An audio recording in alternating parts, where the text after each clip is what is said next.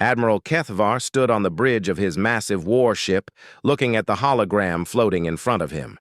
The blue planet called Earth spun slowly in the display. It looked so small and harmless.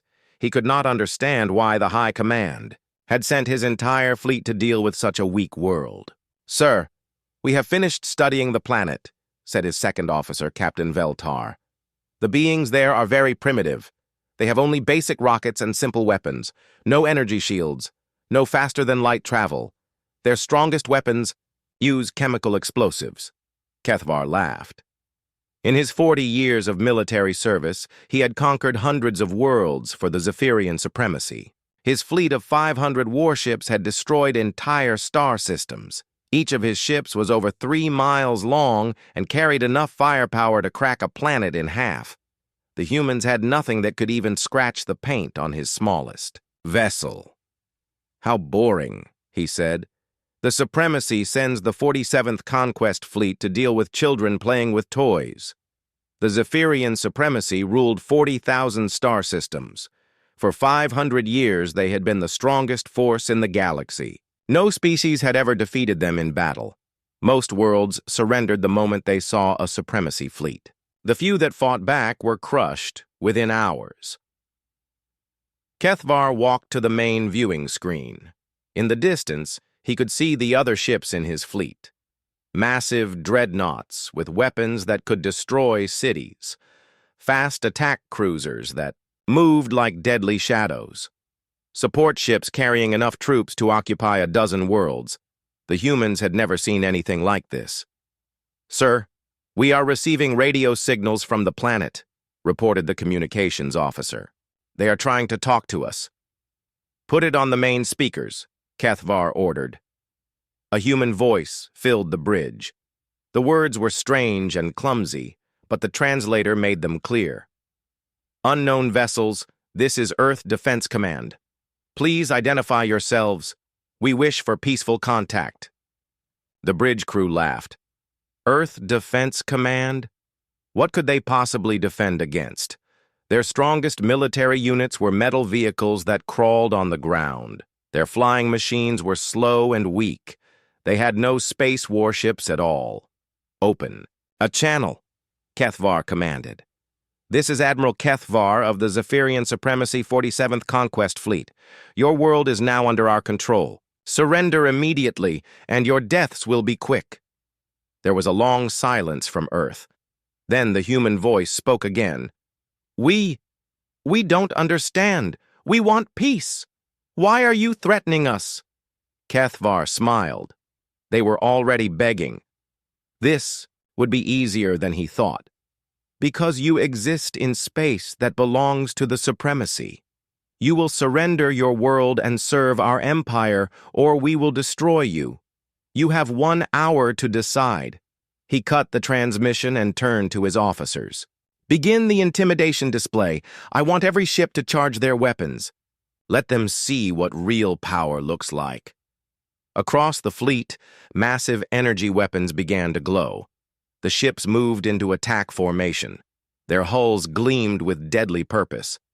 Any civilization would be terrified by such a display of force. But Admiral Kethvar did not know that humans had been watching the galaxy for much longer than anyone realized. Deep in hidden bases on Earth's moon and scattered through the asteroid belt, other humans were having very different conversations. Commander Sarah Chen sat in a control room buried deep beneath the lunar surface. Around her, dozens of technicians worked at advanced computer stations. The room hummed with energy from machines that the Supremacy would not understand. "Ma'am, the alien fleet has moved past Jupiter," reported Lieutenant Wong. "All ships are showing standard Zephyrian energy signatures. No unusual weapons or defenses." Chen nodded. For 50 years, humanity had been preparing for this day. They had found crashed alien ships and studied their technology. They had listened to Supremacy communications and learned about their empire. Most importantly, they had developed weapons and defenses that worked on principles the aliens had never imagined. "How many ships?" she asked. 500 capital ships, sir. Standard Supremacy Conquest Fleet." Chen almost felt sorry for them. The Zephyrians thought they were so advanced, so powerful. They believed their energy shields and plasma weapons made them unbeatable.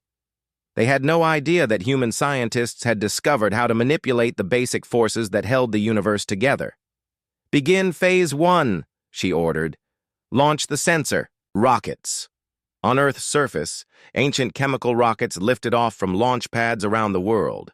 To any observer, they looked like desperate attempts to fight back with primitive weapons. The Zephyrian fleet barely noticed them, but these rockets carried no weapons.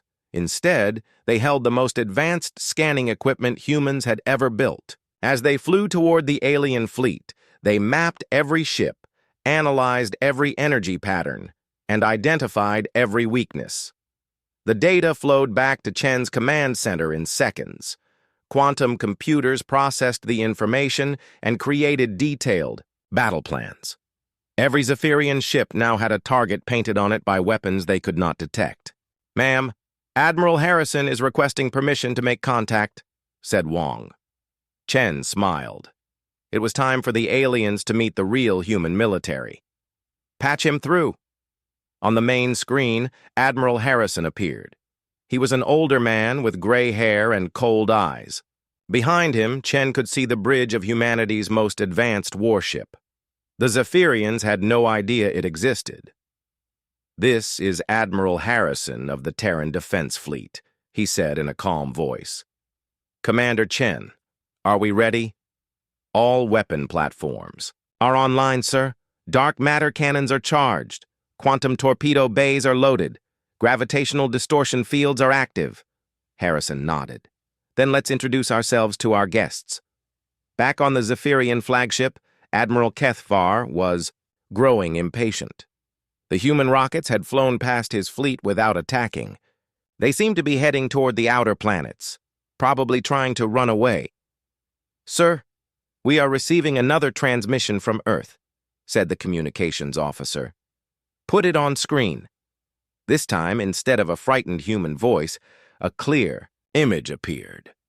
A human in a military uniform stood on what was clearly the bridge of a warship. Behind him, advanced technology gleamed. "This is Admiral Harrison of the Terran Defense Fleet," the human said.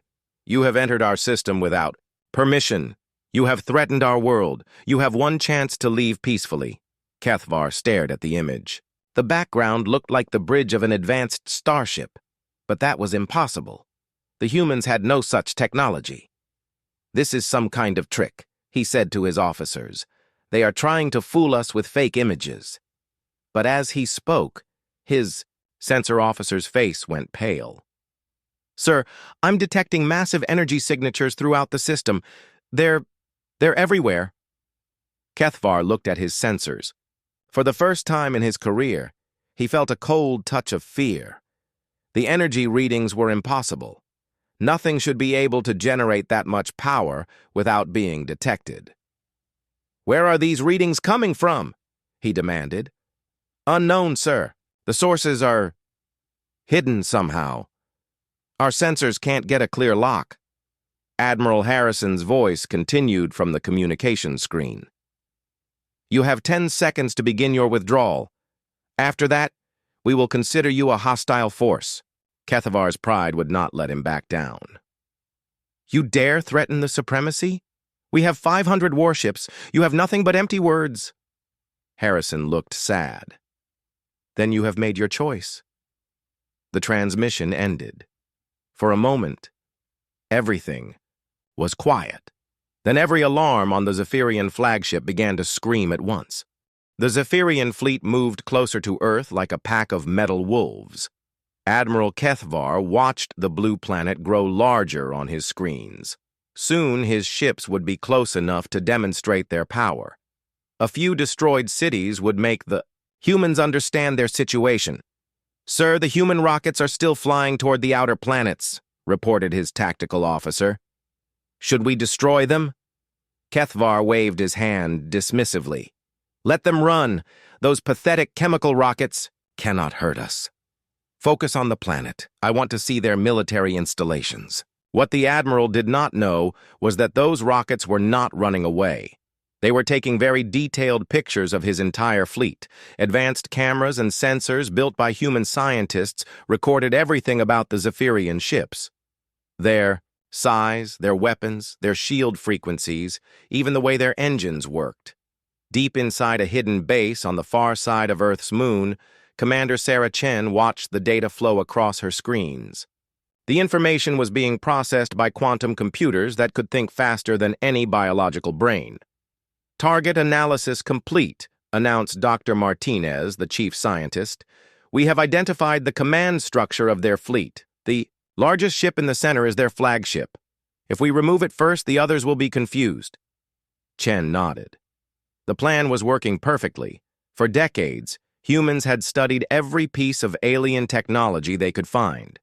Crashed ships, broken equipment, even intercepted communications had taught them about supremacy technology. The aliens used energy shields and plasma weapons.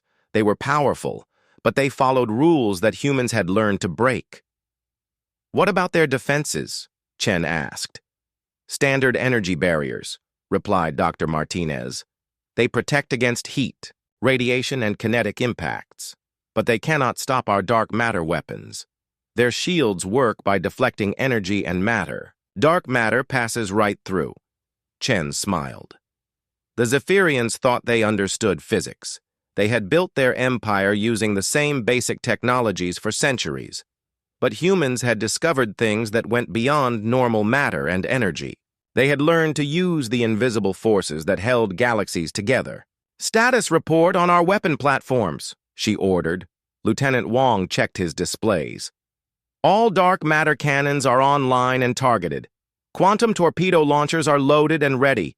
Gravitational distortion generators are spinning up to full power." The weapon platforms were hidden throughout the solar system. Some were built inside asteroids that looked like ordinary rocks.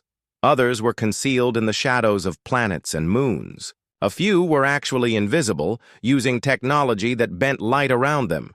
Each platform carried weapons that could destroy entire fleets.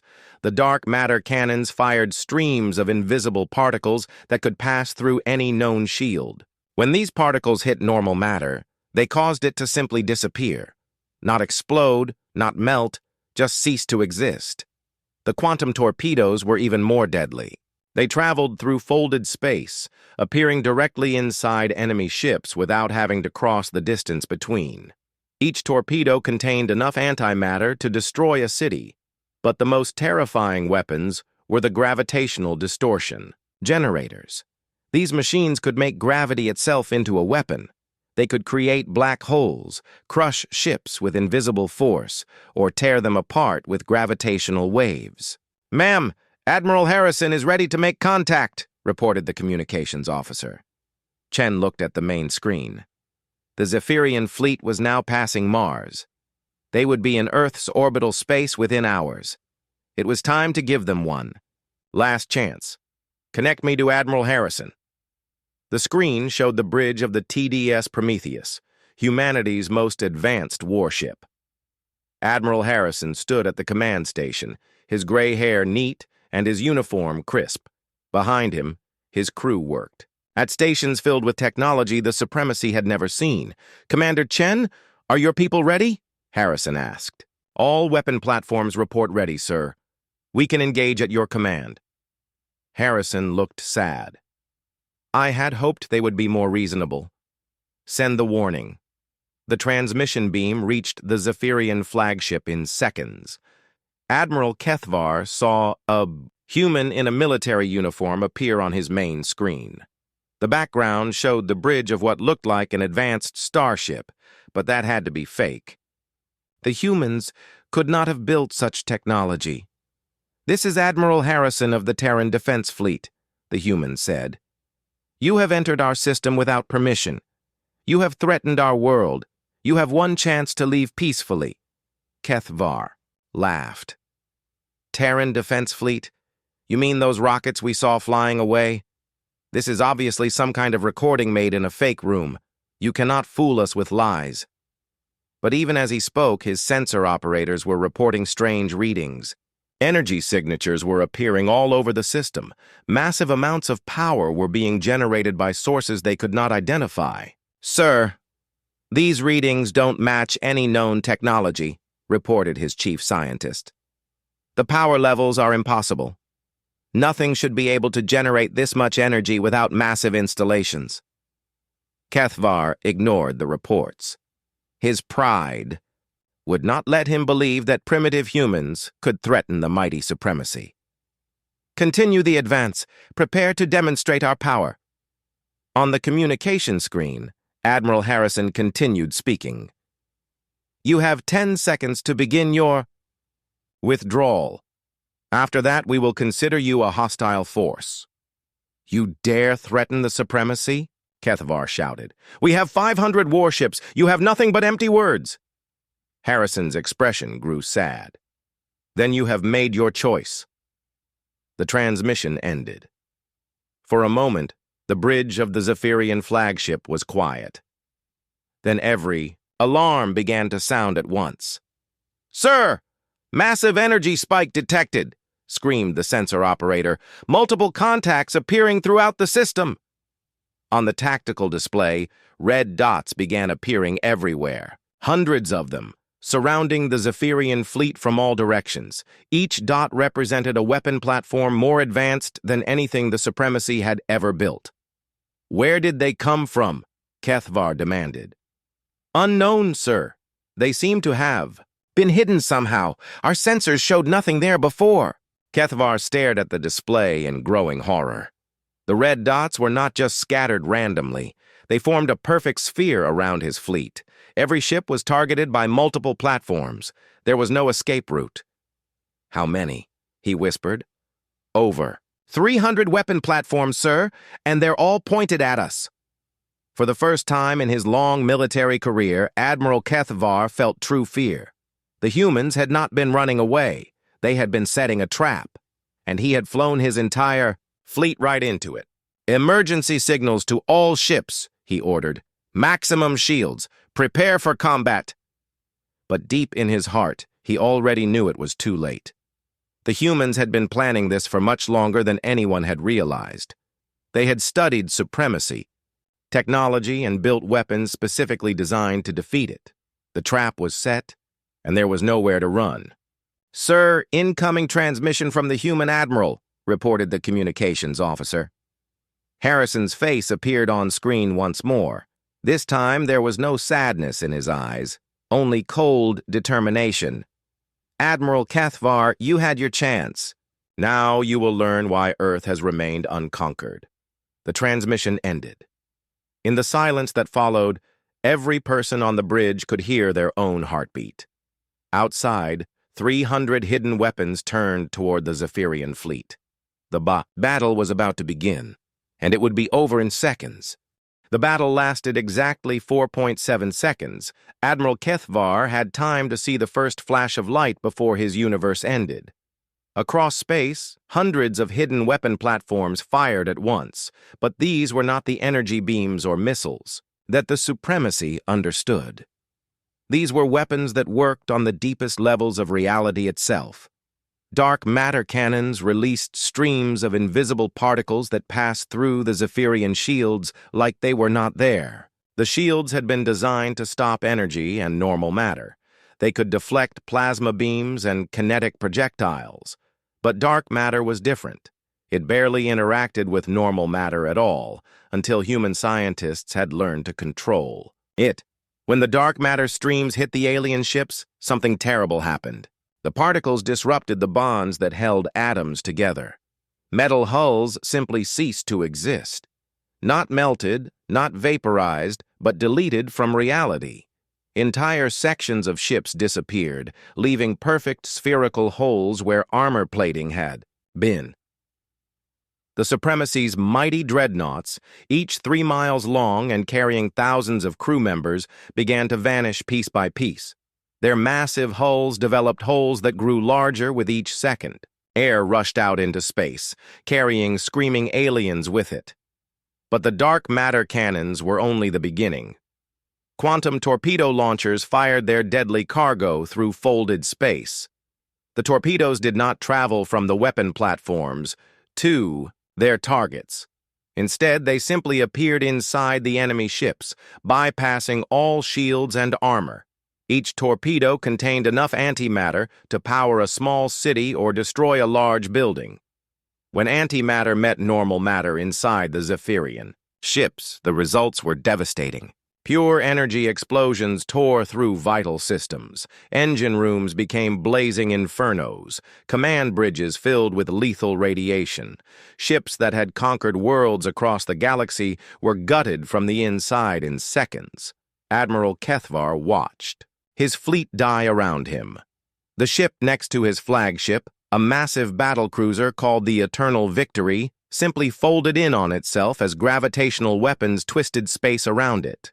The ship's hull crumpled like paper as artificial gravity fields compressed it into a ball of scrap metal. "Shields! Maximum power to shields!" he screamed.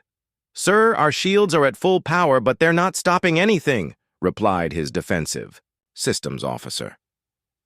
"These weapons are passing right through our barriers." The admiral stared at his tactical display in horror. Red symbols showed his ships being destroyed faster than the computer could update. 500 warships reduced to debris in seconds. His entire fleet, the pride of the supremacy, was being erased from existence. "How is this possible?" he whispered.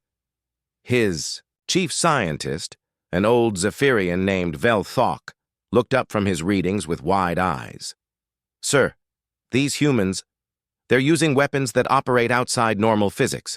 They're manipulating fundamental forces that we barely understand." A gravitational wave hit the flagship, shaking the massive ship like a toy. The artificial gravity inside flickered, making everyone float for a moment before slamming back down. Warning lights flashed as the ship's structure groaned under impossible stresses. "Sir, hull breach on decks 12 through 30, reported damage control. "We're losing atmosphere on 15 levels." Kethvar felt his world collapsing around him. In 40 years of military service, he had never seen anything like this. The humans had weapons that made his most advanced technology look like stone tools. They had studied the supremacy's weaknesses and built weapons specifically designed to exploit them. "Emergency transmission to Supremacy Command," he ordered. Tell them we were wrong about the humans." But even as he spoke, he knew the message would never be sent. A quantum torpedo had materialized inside the ship's communication center, destroying all long-range transmitters. The flagship was cut off from the rest of the galaxy. Another gravitational wave hit the ship, this one stronger than the first. The hull began to crack along stress lines. Emergency bulkheads slammed shut as entire sections were exposed to space. The ship that had been his pride and home for 20 years was dying around him. "Sir, we've lost main power," shouted the engineering officer. "Life support is failing. We have maybe 10 minutes of air left." 10 minutes. The admiral looked at his tactical display one more time. Of his 500 ships, only a handful remained, and they were dying fast. The humans had achieved something that should have been impossible. They had destroyed an entire supremacy fleet without losing a single ship of their own. "Sir, incoming transmission," reported the communications officer, his voice shaking. Admiral Harrison appeared on the main screen. Behind him, his bridge was calm and quiet. No damage, no casualties, no signs of battle at all. He looked at Kethvar with something that might have been pity.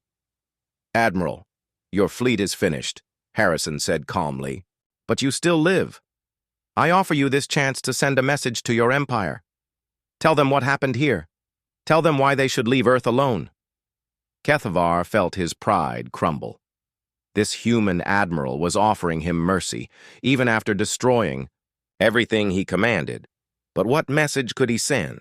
Who would believe that primitive humans had annihilated the 47th Conquest Fleet? They will not believe," he said weakly. "Then make them believe," Harrison replied. "Your people need to understand that humanity is not their enemy. But we will not be their victims either." Tell them to find another path. The transmission ended. Around Kethvar, his flagship continued to die. Systems failed one by one. The lights dimmed as power ran out. In the distance, he could see the last few ships of his fleet being destroyed by weapons that should not exist. With trembling hands, he activated the emergency beacon. It was a simple device, designed to record a final message if a ship was about to be destroyed. The message would be found eventually by supremacy search teams. "This is Admiral Kethvar of the 47th Conquest Fleet," he said into the recorder. "We came to conquer a primitive world called Earth. We were wrong. These humans, they are not primitives. They are something far more dangerous. They have weapons that can destroy matter itself. They can bend gravity like we bend metal. They can make their attacks appear inside our ships." He paused as another section of the ship was torn away by gravitational forces.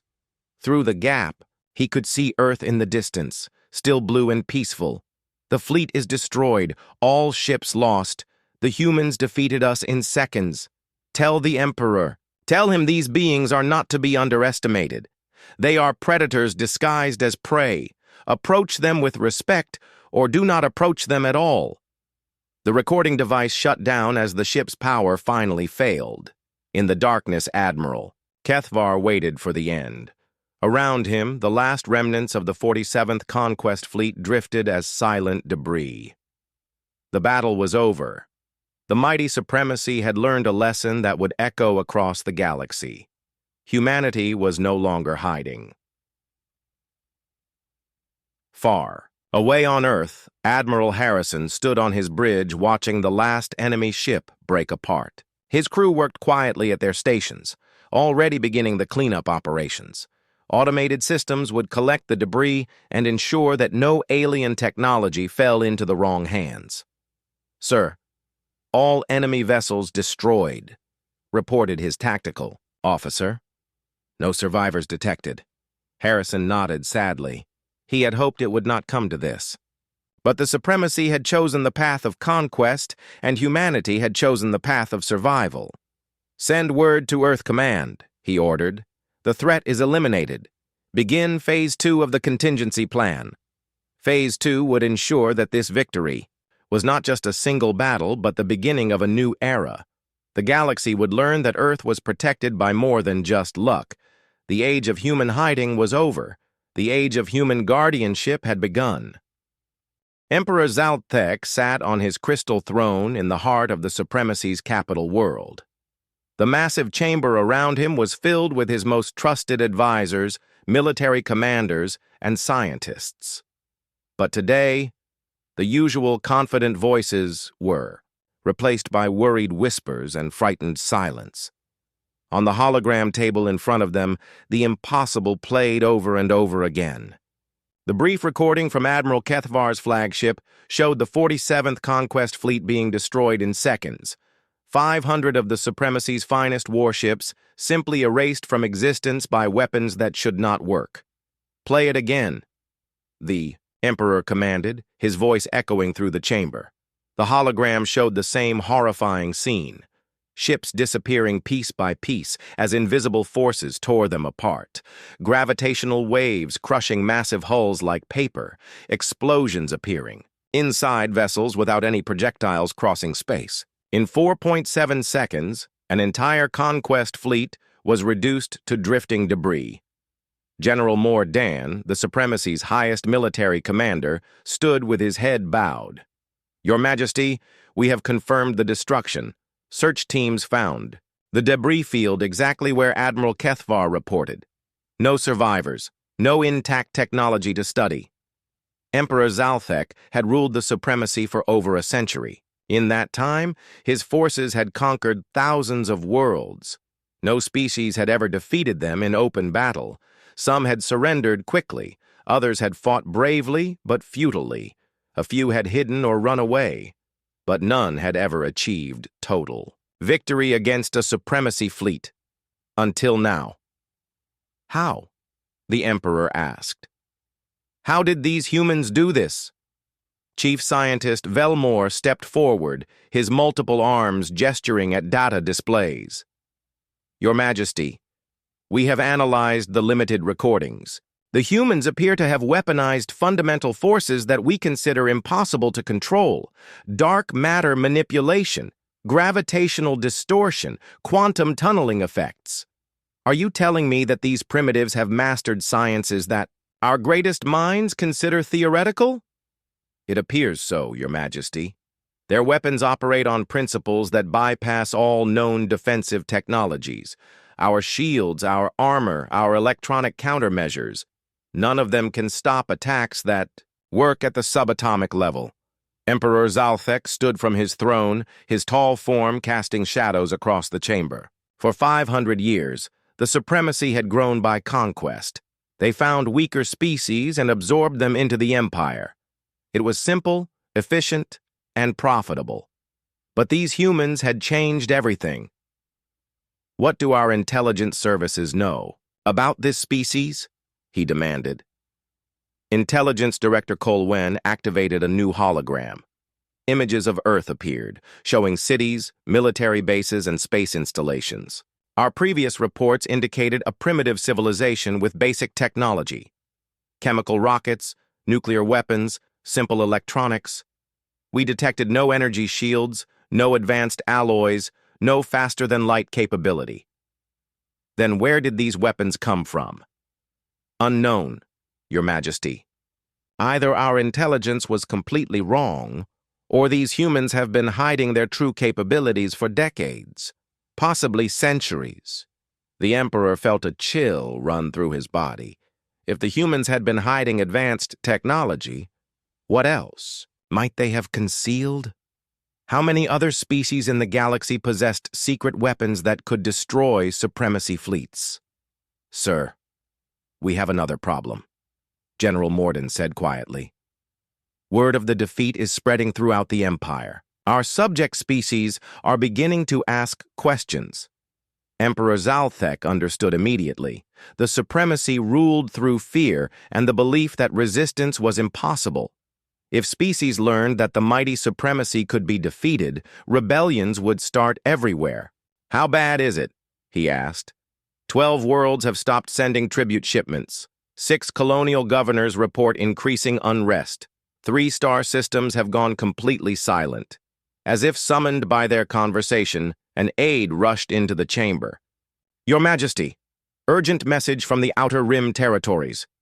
The Cathari system has declared independence. They are refusing all supremacy authority. The Emperor closed his eyes. The Cathari were a proud species that had been conquered only 50 years ago. They had never fully accepted supremacy rule, and now they saw an opportunity. What did they say exactly? He asked. The aide read from a data pad. Earth endures. The supremacy bleeds. Freedom is possible. That was their entire message. Your Majesty. Emperor Zalthek felt his empire beginning to crack. The humans had not just destroyed a fleet. They had destroyed the myth of supremacy invincibility. Across the galaxy, species that had been forced into submission were remembering what freedom meant. Your Majesty, Intelligence Director Colwen spoke up. We have detected encrypted transmissions being sent to multiple star systems. The source appears to be somewhere in Earth's solar system. What kind of transmissions? Video recordings of the battle, along with messages encouraging resistance. The humans are actively spreading word of their victory. General Mordaunt stepped forward. Your Majesty, we must respond with force. If we allow this challenge to go unanswered, the entire empire could collapse. I recommend immediate mobilization of the 1st and 2nd Imperial fleets. To do what? The Emperor snapped. Send more ships to be destroyed by weapons we don't. Understand? How many fleets are you willing to lose before you admit we are outmatched? The chamber fell silent. No one in the Supremacy's leadership had ever heard their Emperor admit weakness before. Chief Scientist Velmore cleared his throat, nervously. Your Majesty, perhaps we should consider diplomatic contact. Diplomacy? General Mordaunt snarled. The Supremacy does not negotiate with inferior species. Are they inferior? Velmore asked quietly. They destroyed our fleet in seconds. They possess technology we cannot match. By what measure are they inferior to us? Emperor Zalthek returned to his throne, suddenly feeling very old. The weight of 5 centuries of conquest pressed down on him. The supremacy had grown powerful by being the strongest force in every conflict. But what happened when they met someone stronger? Show me the human admiral's message again, he commanded. The hologram displayed Admiral Harrison's final transmission to Admiral Kethvar. The human looked calm and controlled, even while destroying an entire fleet. His words were simple and direct. Tell them what happened here. Tell them why they should leave Earth alone. He offered mercy, the Emperor realized. Even after winning completely, he let our Admiral send a warning message. Yes, Your Majesty, Intelligence Director Colwen confirmed. The humans could have destroyed the flagship immediately. Instead, they gave Admiral Kethvar time to record his final report. Emperor Zalthek studied the human admiral's face.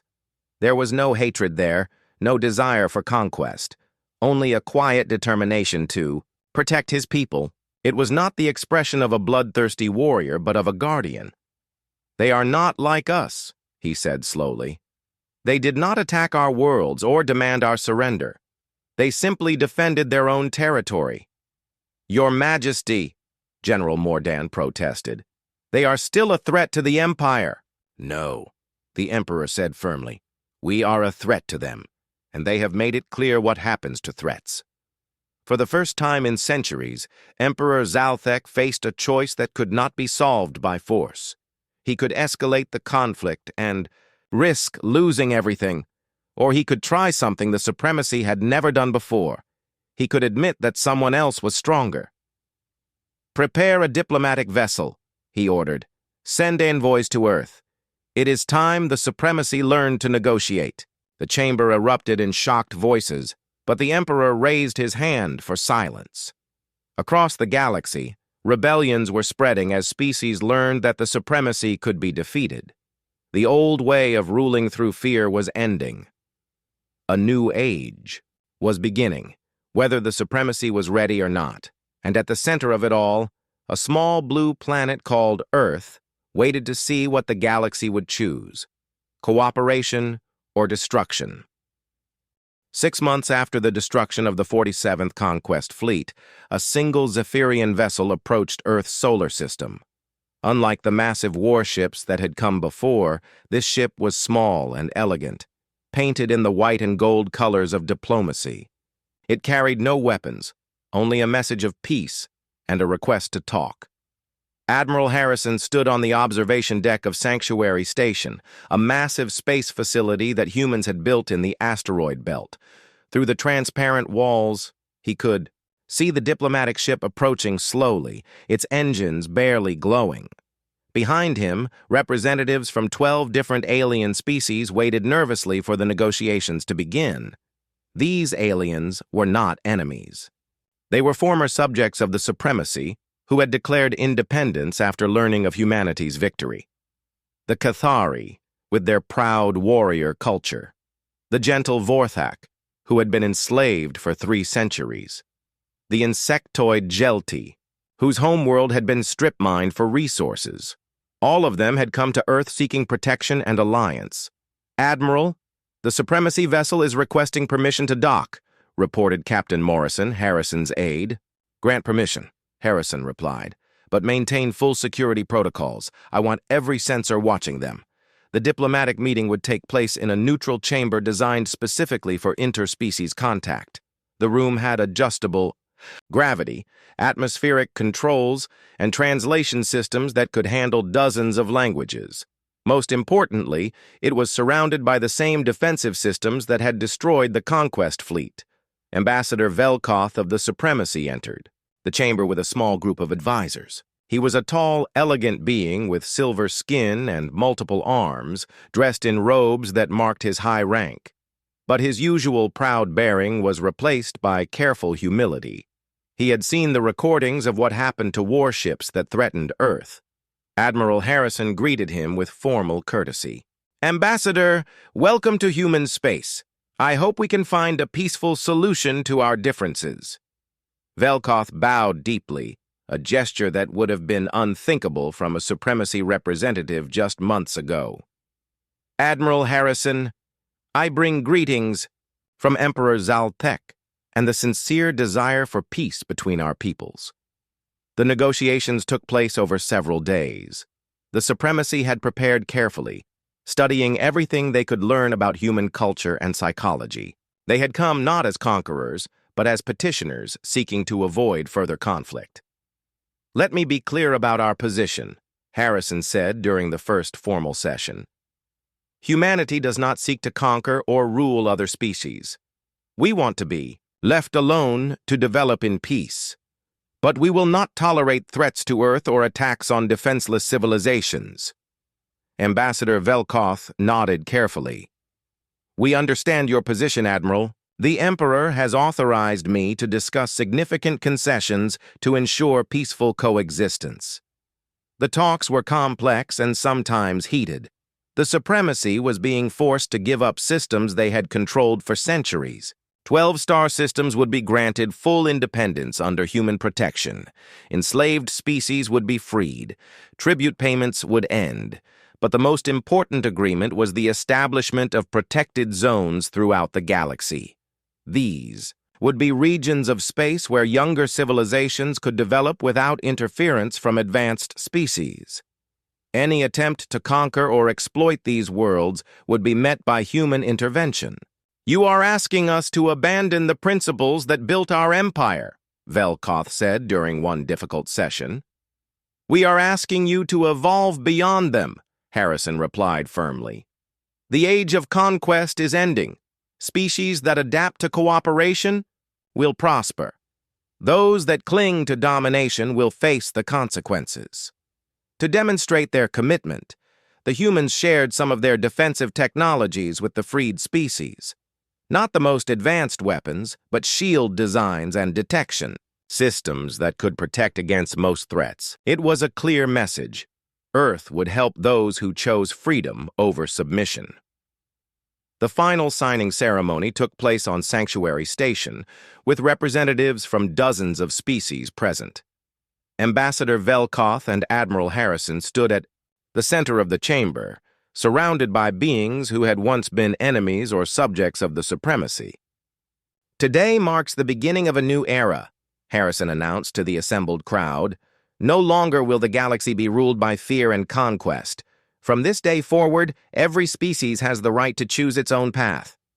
The treaty was officially called the Terran Accords, but history would remember it as the document that ended the Age of Empires.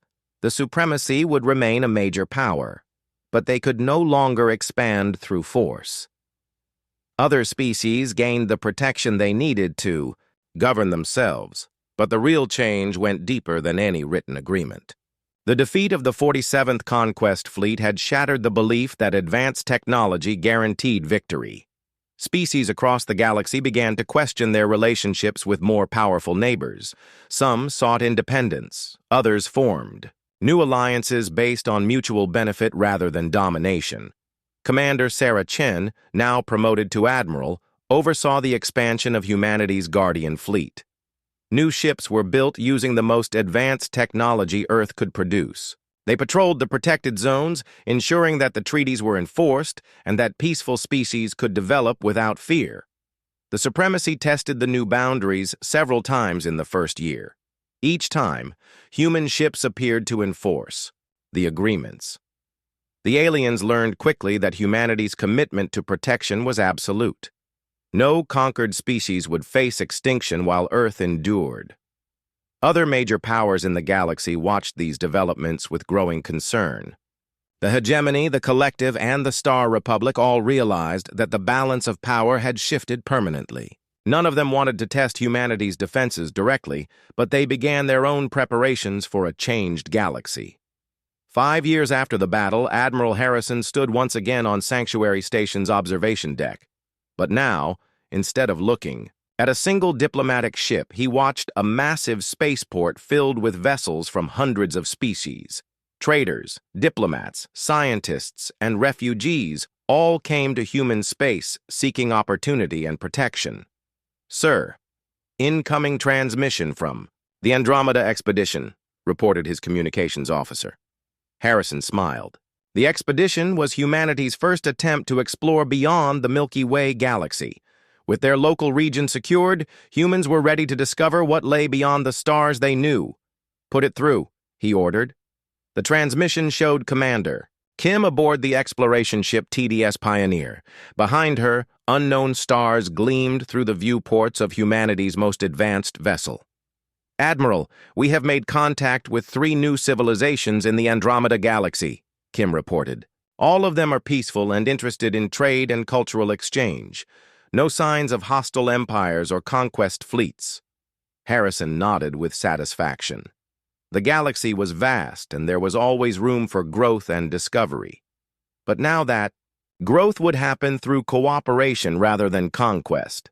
The age of empires was ending, replaced by an age of alliance and mutual support. In the years that followed, the protected zones became centers of innovation and prosperity. Species that had been held back by supremacy rule began to flourish. New technologies were developed through cooperation between multiple civilizations. Art, literature, and scientific knowledge flowed freely between worlds. The supremacy itself began to change. Younger generations of Zephyrians questioned the old ways of conquest and domination. Reform movements gained power in their government. Some supremacy worlds even applied to join the protected zone system, seeking the prosperity that came with peaceful cooperation. Admiral Harrison, now elderly but still sharp, often reflected on how the galaxy had changed. The humans had never wanted to be galactic guardians. They had simply wanted to be left alone. But when forced to defend themselves, they had discovered that protection required vigilance and strength. The warning that Admiral Kethvar had tried to send to his empire had proven true in ways he never expected. Humanity was indeed predators, disguised as prey. But they were a very specific type of predator, one that hunted those who threatened the innocent and protected those who could not protect themselves. Earth's blue skies still looked peaceful from space, but now they were watched over by guardian fleets that ensured no species would ever again face the choice between submission and extinction.